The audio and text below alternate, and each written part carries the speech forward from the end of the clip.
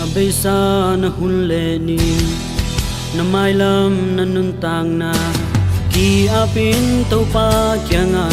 na lung sim tak pin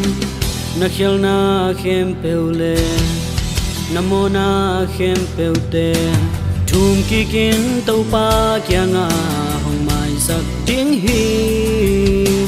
khel den nin Mona sunga den ding ayang na tel ding lampi ni in hong nga tua in hel lampi le van tung lampi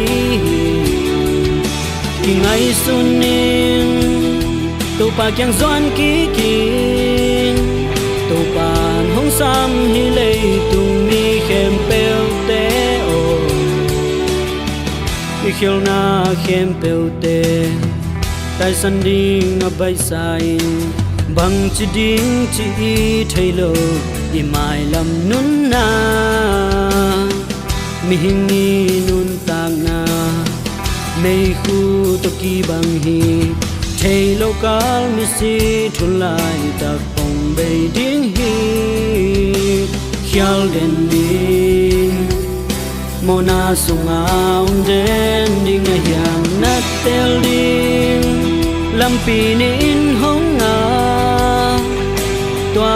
in hel lampi le van tung lampi ki ngai sunin tau pa kyang zon ki kin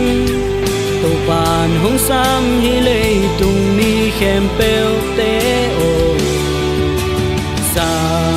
gam ni atung mai hel mei khuk sung ni tu lo na ngi to pa kyang za thun ta hi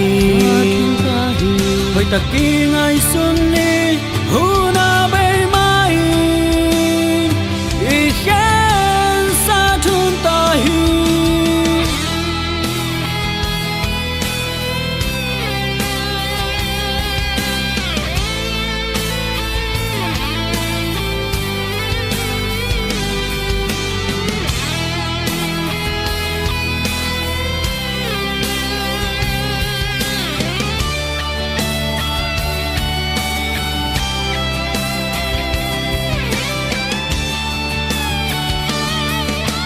na tel ding lampi ni in hong nga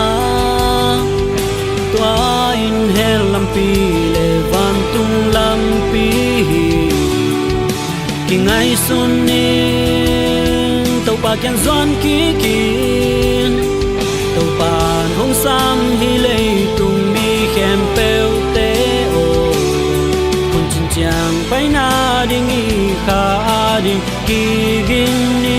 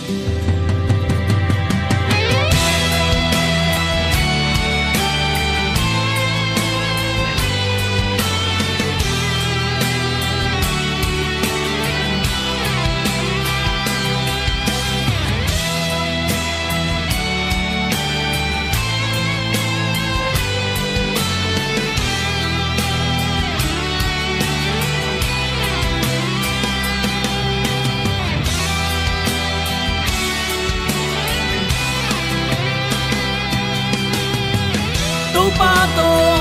in lai chang sa ta đi na